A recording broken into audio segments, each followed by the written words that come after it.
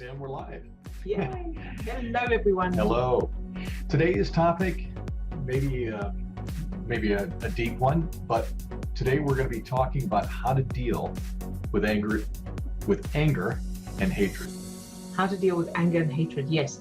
And just thought I'd do that for the edit. Dealing with anger and hatred. Are you thinking that I can't speak? Very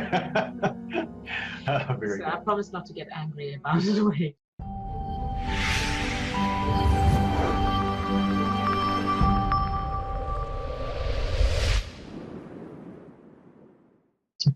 So, right. So the reason we've chosen this topic is because this morning we received an email from someone who is living in a situation, their environment is violent and unjust, there's a lot of injustice, and they are struggling with, they're not in physical harm themselves, but they're struggling with dealing with their anger and their hatred, the anger and hatred from those people around them, and of course their own. And they were saying they find it really difficult to pull themselves out of that state, and even though it's not helping. And so they were asking for some advice. So we thought we'd share it with you as well. And that is a difficult place to be when you're highly triggered and you're in that state of negative chemicals, which is really all that it is. It's just that release of all those negative chemicals, cortisol, adrenaline. When your body is flooded in that, and the prefrontal cortex of your brain is offline, it is very, very difficult to get yourself out of that state. Absolutely. And so what we wanted to share is that this situation where you're highly triggered and you can't pull yourself out of it and you don't know what to do is the reason that for ESC. It's the reason we teach the program, the ESC program, not to just use ESC in the moment, but to train your brain and body in it so that you're conditioned for it. So Steve is going to post the link to the information on the ESC program, and it's free to do. The information is free. It's free for you to use, and we're going to just explain why this is so important. So ESC stands for emotional state conditioning. And the reason we've used the word conditioning is because it literally conditions your brain and your body to be in that state. And you develop the skill to control your emotions to the point where at least you can choose. You may still be triggered, but it'll keep the stress chemicals down enough so that you can then, in the moment, choose what you're going to say, what you're going to do, how you're going to react, and where you're going to put your focus. Because when you're in that kind of state, there may well be solutions, or there may be options that you haven't thought of, but you won't be able to see them or work them out while the prefrontal cortex of your brain is offline, obviously. Yeah, and I think that it's important for us to highlight or to underline or to put in bold that ESC is a program. Yes. It's not a one-off, do it and you're done technique. Absolutely. It is something that you want to approach as you would any other type of training program. Right. So if you think about, if you wanted to run a marathon, if you just turn up on the day of the marathon, and maybe you've run once or twice before, you're not going to finish, probably. So or if you were going to play an instrument in a concert, you wouldn't just turn up at the venue holding your instrument and expect to be able to play it. You have to develop the skill in the case of learning the instrument, and you have to develop the physical conditioning in the case of the marathon in time so that when you come to do it, it's natural, you're prepared. So emotional state conditioning is exactly the same. It's the emotional version of that, which means the chemical version of that. What it does, so it starts at the beginner level with daily exercises in the same way you would start. There's a wonderful running program called Couch to 5K in the UK. And so it's similar to that, where you start out very easy, gently, and then you build on that until you're able to run for 5K, whereas you can't right now. But if you wait until someone's chasing you and you have to run away, you're not going to have the skill to do it. So in the same way with ESC, when you experience intense negative emotions, anger, hatred, and any other, fear, anxiety, worry, all of those things, that's not the time to suddenly have, well, it will help you in that moment if you've conditioned yourself and you've learned the skill. Right. So, but if you're too deep in it and you haven't prepared yourself, it's very, very difficult. So what it does is it trains it creates new neural networks in your brain as you go through the program, and it conditions your brain and body chemically to be comfortable in a chemical state of feel good. I think it's important. I think the example that we were talking about earlier, Right. your personal experience in developing this program initially, and how it worked for you and how it developed over time. Right. So my natural state used to be high stress. I was irritable, I was stressed, I was impatient, I was frightened, anxious. There was all kinds of stuff going on. So it was constant fight, freeze, flight state, constant fight or flight state, really.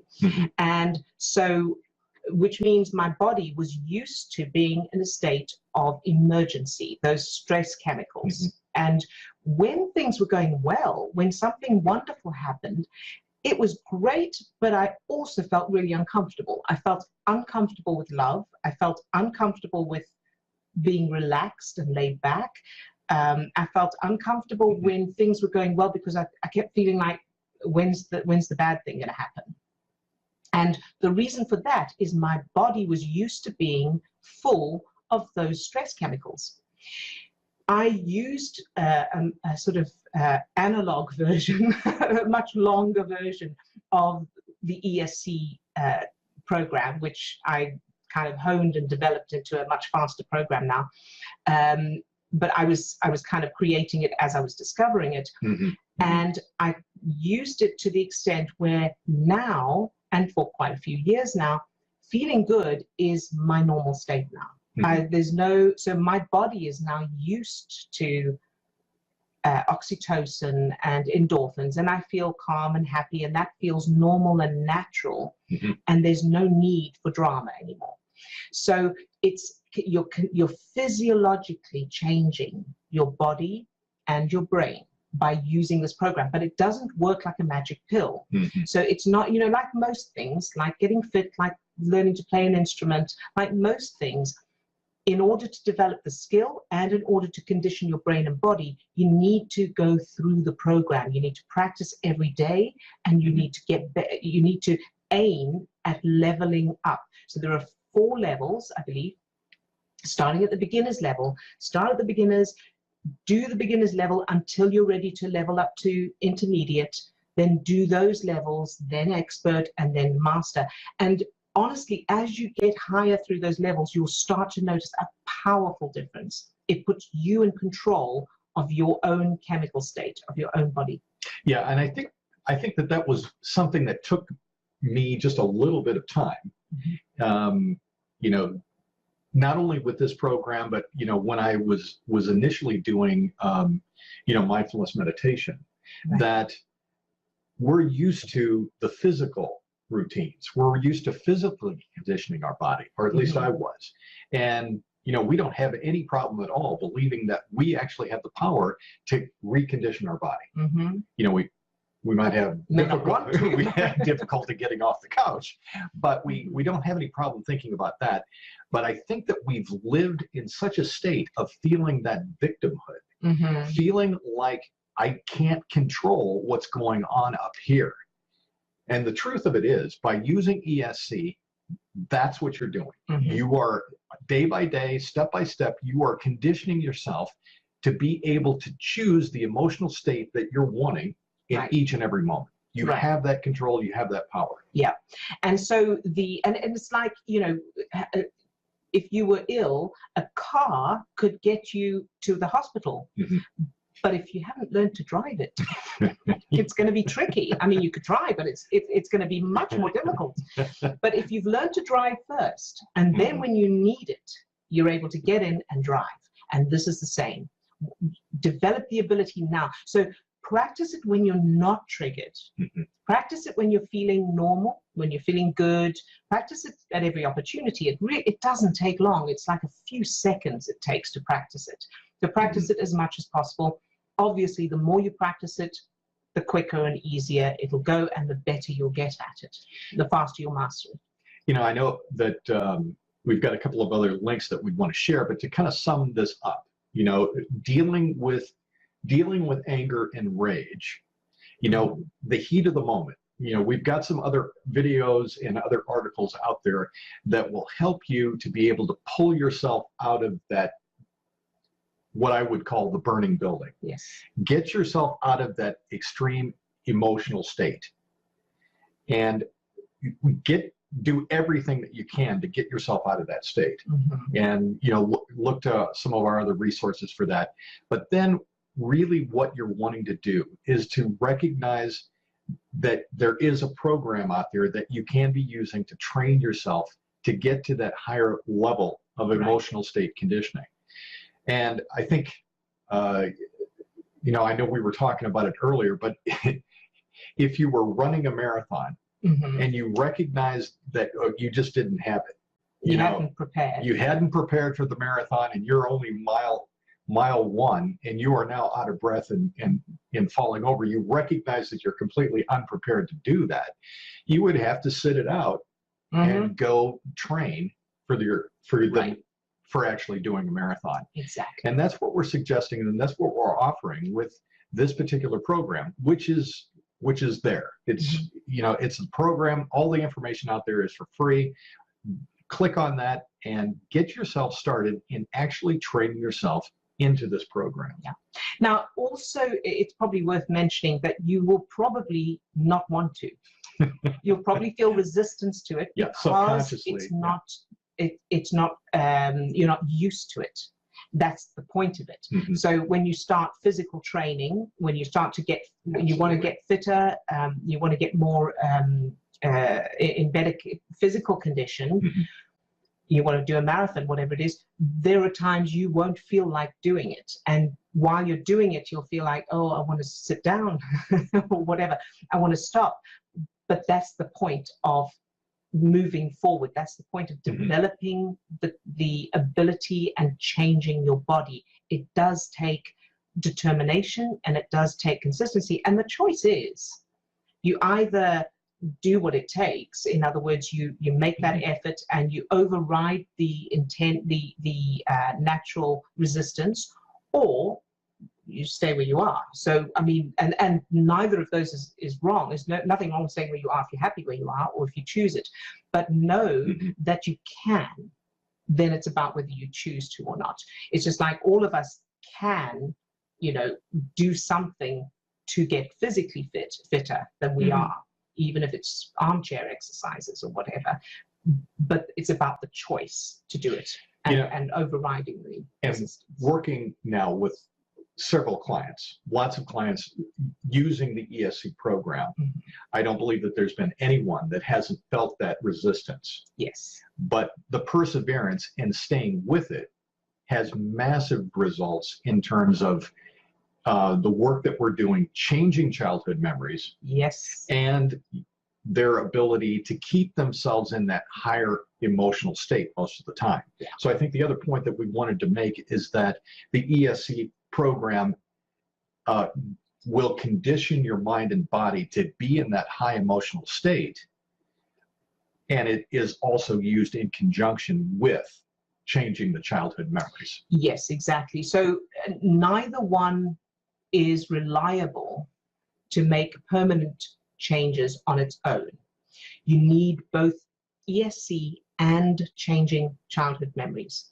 So it's important to do both together at the same time. One question from Sue. Would you then get to a point where you could see or hear what triggered you and have a neutral response? Absolutely. And in fact, not only a neutral response, but compassion and kindness. Yeah. And I mean, I did it. So I know that that's, you know, things that used to trigger me really strongly and that I could not get past. Once I had developed this ability, I can now look at so many things that other people are triggered by, that I would definitely have been triggered by in the past, and just feel kindness and compassion. And of course, if you can do something to change whatever it is you're not happy about, do it, but get into this state first, because it'll bring your prefrontal cortex online. You'll come up with solutions and opportunities that you wouldn't when you're in the triggered state. So this is not about never doing anything to help or never doing anything to change anything. Absolutely do what you can, but get into this strategic, calm, you know, productive, creative state first, and then you'll be much more effective. Yeah, and I know both of us are operating from a place of, you know, we're not just talking about another technique that we don't have personal experience from. Oh, yes, yeah. You know, we're practicing this on a daily basis. We're continuing to use this on a daily basis. Absolutely. And we're operating from a place of experiential knowledge. Yes. We know it works. We know it can be done. And we've both been in situations where, so many situations where we were triggered and it was difficult to pull ourselves out. This makes all the difference. But it's the conditioning. Remember, go up the level. So start at the beginner level, but don't stay there, because that's like playing Happy Birthday on an instrument when you're going to be playing a concert at some point. You know, you need to go up the levels. So practice until you reach you're ready to level up, and then level up. All right. Any other comments? One other question: how do you help someone who denies that they're feeling anger? Okay, very good question. You can't. Unfortunately, you can't change someone else. You can help, of course you can help, but you can't, you know, for me, I share what I know, but I respect the other person's prerogative and their choice. So if someone is angry and they refuse to see that they're angry, or they refuse to listen to, you know, the options they have or anything like that, all you can do is let them know about it and then back off and go, you know, and respect their decision, respect their choice. As much as it may not be your choice, as much as you may be worried about them, they still, it's, you know, it is their choice. And maybe sometime in the future they will be ready and they'll make some sort of progress. And if not, that's okay too. Right. And Sue asked, but do address your own feelings about it, of course. You know, so change how you feel about them being angry, and that's going to make a big difference to your experience of it. So. And Sue asks a question, I think, which helps us transition into the last part of this. And are you there to support each other 24/7? We are, which is why, so we know how lucky we are.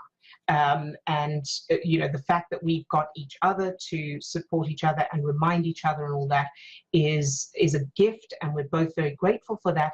And it's why we're so passionate about supporting you as much as we can. We can't be there 24/7 for you, unfortunately, but we do what we can through the platforms that we have. So that, as you say, brings us to the final part of this, the announcement we wanted to make, is that we have created an academy. It's called the FTSR Academy. It stands for Fast Track Subconscious Reprogramming. Don't know why we didn't use the full name. We were trying to find the longest URL on the web. And the academy will, we've just started using it now. It's an online teaching platform. And we are currently using it to support our monthly one-to-one clients. And we are in the process of creating courses, training courses for everybody. And the first one is being created at the moment, but it's open for pre-enrollment. So if you would like to enroll for it, Steve has posted the link. You can go and enroll. It is free, and it is the basics of CMT. So it will cover all the theory of what childhood memory transformation is, how it works, the science behind it, and how to use it yourself. And also the ESC program. And well, ESC is part of CMT, so that will be in there as well. Yeah. And you can take that information and use it yourself. So it's like, you know, finding an exercise program online or somewhere or at the gym or whatever, and then going away and doing the exercises yourself. It does take self-discipline. It does take consistency and persistence, but you can do it. If you want a personal trainer, that's what the one-to-one sessions are. We're only taking 10 one-to-one clients per month now because it's so much more intense, the program. So you know, if you're interested in that, contact us through our website and we'll see if there's a slot open. But I believe somebody graduated today, so there is I think there are maybe 2 or 3 1 or slots 2, open. yeah. So so the academy, that you can sign up for that free course. We will then be adding other courses, so they will be more intensive. They'll go and they'll have varying levels of support, including live group sessions and so on. Then the other thing we wanted to share with you is last night we created the CMT Facebook group. So it's support for those of you who are using CMT or who want to find out more about it. And Steve has posted the link to that as well. It still has that new Facebook It's group brand smell. new. It's brand new. But pop in there, you can join it, and you can ask questions and support each other, as well as you know, benefit from whatever posts we post there. All right, I think that's it for We're today, looking right? forward to seeing everybody on the various platforms, and we hope you have a great week, and we'll see you again You next should week. look after yourself. Bye for now. Bye.